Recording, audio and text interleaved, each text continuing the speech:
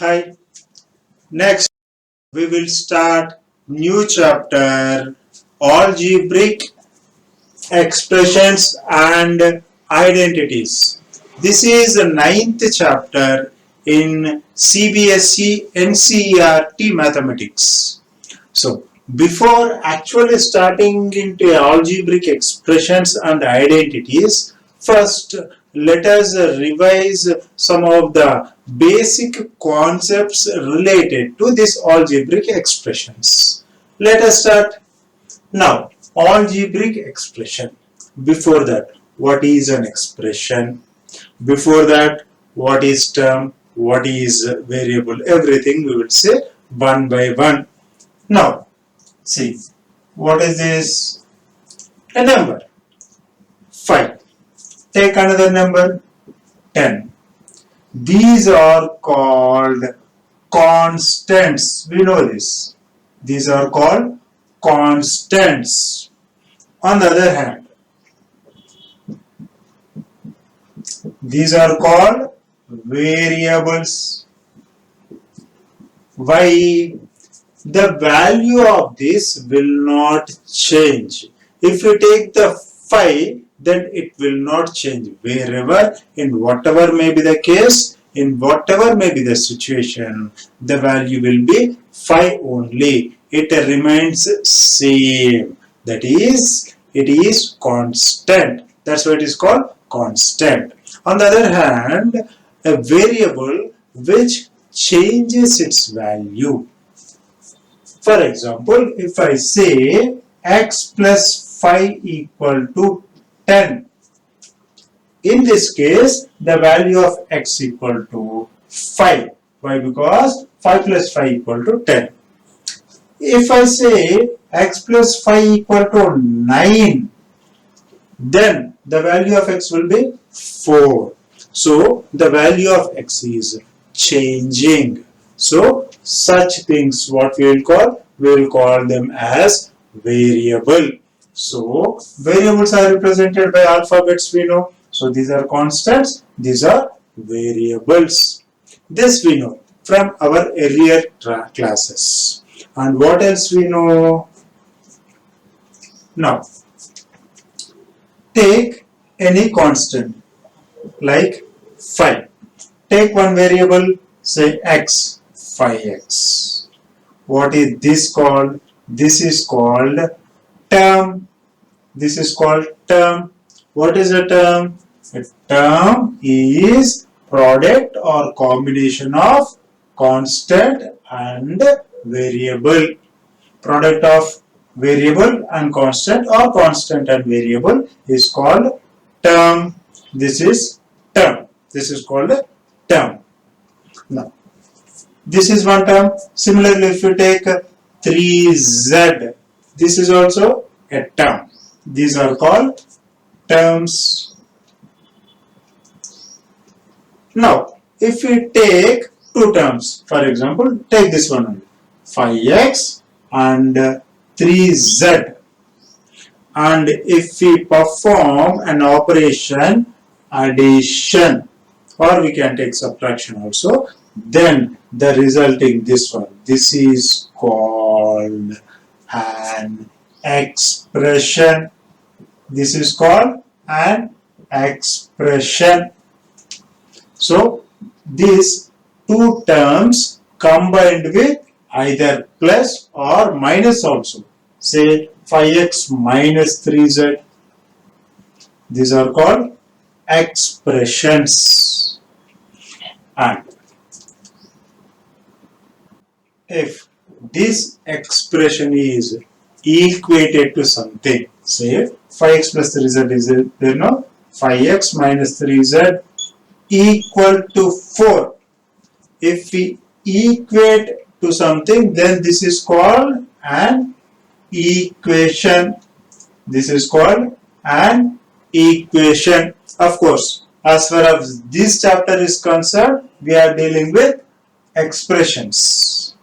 Okay, but this is an equation. We should have knowledge. So this is called an equation. Now, let us understand about this a little bit in depth. Okay, now 5x we have taken. Now this is called term. Now in this we have two things, 5 and x. The product of two things, that is, one is constant and the other is variable. Now if we say what is the coefficient of x? Coefficient of x. The answer is 5. Coefficient of x is 5. What is quotient? With what number we are multiplying so that we will get this one. Or simply, if the quotient is asked, just remove this one.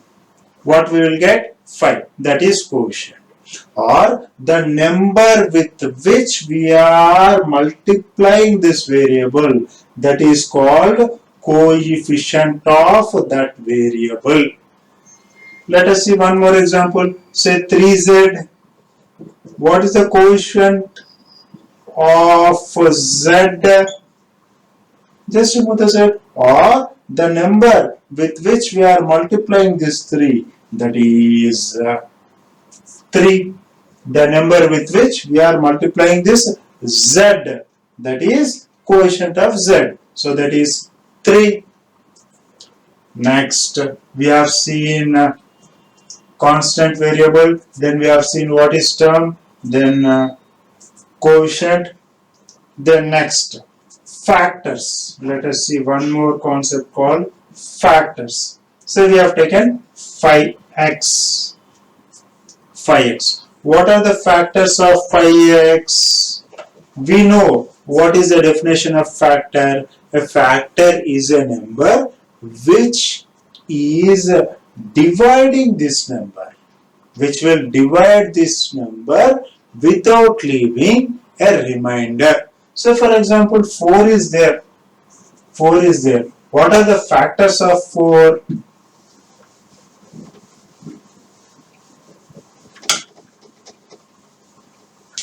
Factors of 4, say factors of 4. What are the numbers which will divide 4? 1, 1 fours are. 2, 2 fours are. 4, 4 ones are 4. What about 3? Is it divides? No. So these are the factors. In the same way, 5x. What are the factors? 5. 5x is a 5x and x. So these are called factors. We have seen term, coefficient and factors. And next small concept is number line and expression. Number line. Let us see this expression on number line. We know what is number line. So this is number line. Say consider x plus 5, an expression x plus 5. Let this is a point x which represent this value on a number line.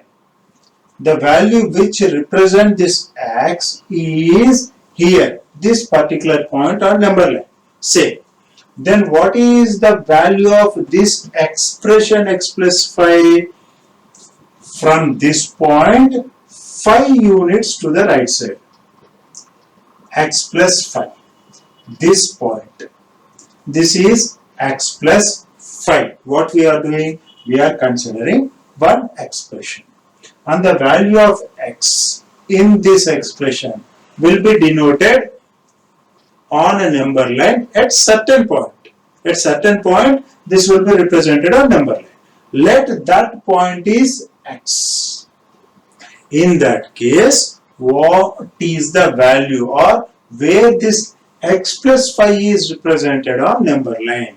So, we know how to represent numbers on number line. Here what we are doing is where this expression is represented on number line, that we are doing. So this is x plus 5 is represented here.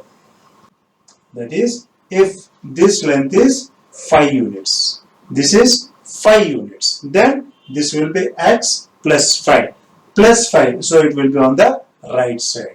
If we say x minus some number, then those many points we will go back. That is on left hand side. Now let us see one more. Say 4x. Multiple of this. Say let this is x. And this value, let it be some length, say for example this much. Just for example, this much of length x is. Then 4x. What is the meaning of 4x? 4 times of x. 4 times of x. So it will be 1, 2, 3, 4.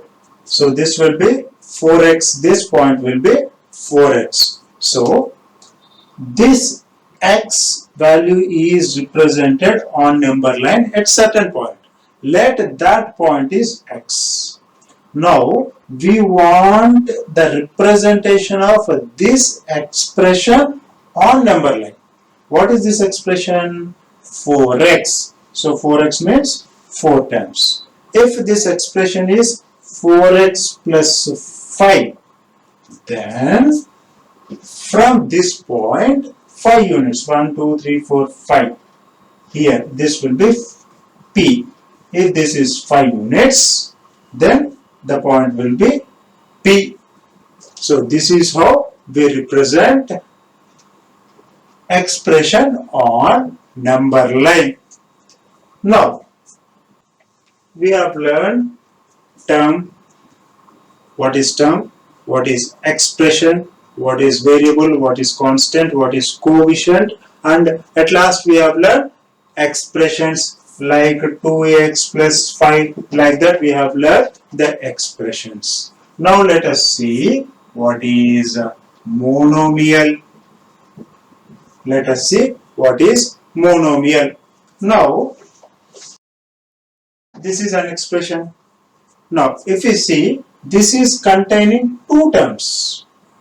2x is there, 5 is there. Now let us see one more like 3x plus 5z plus 8. How many these are containing? 3 terms. So if this expression is having only one term, if an expression is having only one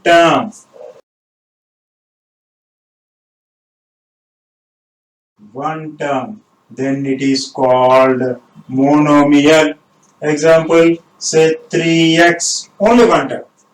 There is no second term. Say 8z, and next binomial.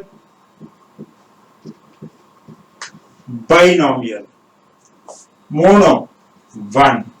Bi means 2. So an expression which is having 2 terms is called binomial. 2 terms like 4x square plus 8y.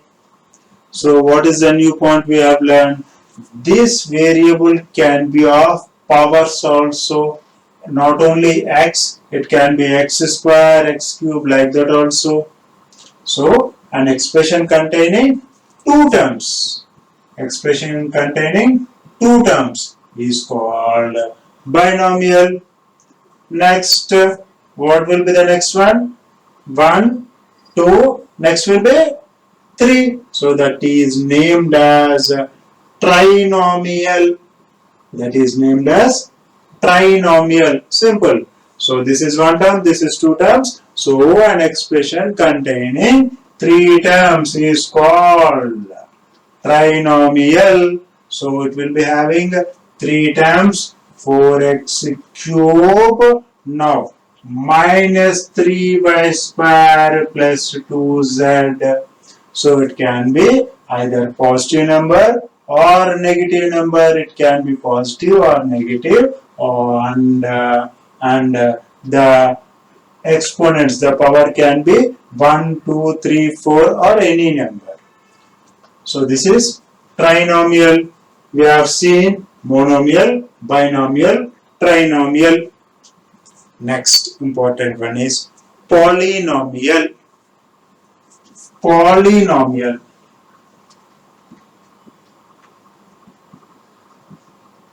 Polynomial. Monomial, one term. Binomial, two terms. Trinomial, three terms. So what is the meaning of poly? Poly meaning many. General meaning of poly means many. Remember in previous sessions we have seen triangle, three sides, four sides, quadrilateral, five sides, pentagon. If more sides are there, then we used to call it as polygon. Then there we have learned poly means many. So here also poly, many terms. So it can be like 3x minus 5y plus 8z, like that. This is called polynomial. But to be a polynomial, that is, if expression need to be polynomial, then we have two conditions. The first one, the coefficients should be at least one non-zero coefficient. At least one non-zero coefficient. Non-zero coefficient. At least one. Like for example, if anybody says x is there, no, I will write 0x plus 0y square. This is also there, no? No. This is 0. So the value will become 0 and 0. So at least one non-zero coefficient should be there. That is first condition. Second one, the powers we have seen, no? 3, here 2, here this will be 1. So this power should be non-negative. Non-negative powers. It should have non-negative powers. So this is not polynomial. Similarly, if I take 3x square, it is okay. If I take 3x to the power of minus 2, that is, if this power is negative, then it is not polynomial. So it is must that the power should be positive number. At last, we will see one more important concept. Then how many these terms should be there? It should be 3 or 4 or 5, no need. It can be any number, whatever may be the number. It is 5, 10, 15, 20, whatever may be the number, no problem. So these two conditions, it has to be satisfied. So a polynomial is an algebraic expression containing at least one non-zero coefficient with non-negative powers as variables, that is variable powers. Then last one. Then what is this called? Say 3x to the power of minus 2 plus 5y. It is there. Confirm that this is not polynomial because the power is negative. So what is the name given to this? For this we can give the name as multinomial. For this we can give the name as multinomial. That is more than one, multi it is there. But to be polynomial, these two conditions, it has to be satisfied. Next, like terms and unlike terms we will see. Next we will see like terms and unlike terms. Like terms and unlike terms. We have seen terms. We have already seen terms. Say 5x, 3y, 8z, 10x, minus 4z, 3xy. Say these are the terms, for example. Now, see, this is having x here, this is having y here. These two are different. But if we see these two, 5x, 10x. Let us write together 5x, 10x. In this, these two variables are same, x and x.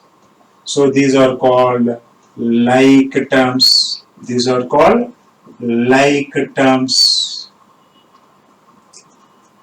Another one, 3y minus, any y is there? No. No. 8z, these two. 8z minus 4z. 8z minus 4z. Like terms. So here z same. Here the number is 8, this is minus 4. These two are numbers. One is positive and the other is negative. That doesn't matter. But these z are same. So these are like terms. If you see unlike terms, this is 3y, 10x. Here these are not same. So these are called unlike terms. Now see, if you are having a confusion, then I will tell you a small example. Now what you do is 10 chocolates, 5 biscuits, 15 chocolates, 3 ice creams, 8 cones, 11 chocolates. Okay. Now, can you say which are like terms? So, how do I identify? The one which is having common, that is chocolates. These are same, no? So, these are like terms. Even here it is. So, these are like terms. Similarly, cones not there, no? Okay. And other one, biscuits and cones, these are unlike terms. These are unlike terms. In the same way, instead of these chocolates and biscuits, we are using variables x, y like that. So if we see x same, so this is like terms. If we see chocolate, this is same, no? So we are calling it as like terms. Similarly, x and x like terms, z and z like terms, x, y different, then these are unlike terms. So in like terms, it is not compulsion that we should have only one variable. It can be like, for example, 3xy, 4xy. So here xy is common. So these are like terms and unlike terms.